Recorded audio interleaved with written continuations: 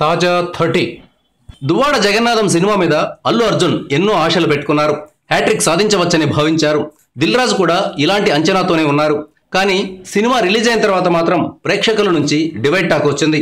అస్సలు బాగోలేదని, సినిమాను చెడగొట్టారని ప్రేక్షకులు కామెంట్లు చేస్తున్నారు. పైగా ఈ సినిమాకు ఆది నుంచి బ్రాహ్మణుల నుంచి వ్యతిరేకత వచ్చింది.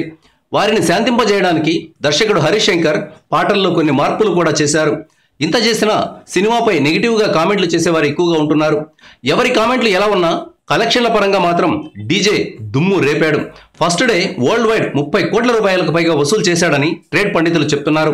ఈ సినిమాకు 80 కోట్ల రూపాయల బిజినెస్ జరిగింది. 150 కోట్ల రూపాయల కలెక్షన్లు వస్తాయనే అంచనాతో ఈ స్థాయిలో బిజినెస్ జరిగింది. కానీ ఇప్పుడు ఆ స్థాయిలో మొత్తం కలెక్షన్లు ఉండకపోవచ్చనే అంచనా ఉంది. అయితే బయ్యర్లు ఓ మాదిరి నష్టాలతో లేదా ఓ మాదిరి లాభాలతో బయటపడతారని సినీ పండితులు భావిస్తున్నారు. కలెక్షన్ల సంగతి ఇలా ఉంటే టాలీవుడ్ యంగ్ హీరో రాజు తరుణ్ డీజే సినిమాను మారువేషంలో చూశాడు. రాజు తరుణ్కు సినిమాలంటే మహా పిచ్చి. ప్రస్తుతం అమలాపురంలో అతడి సినిమా షూటింగ్ జరుగుతోంది. ఒరిజినల్ గెటప్లో డీజే సినిమాకు వెళితే జనం గుర్తుపడతారని భావించి ఇతను మారువేషంలో వెళ్లి సినిమా చూశాడు.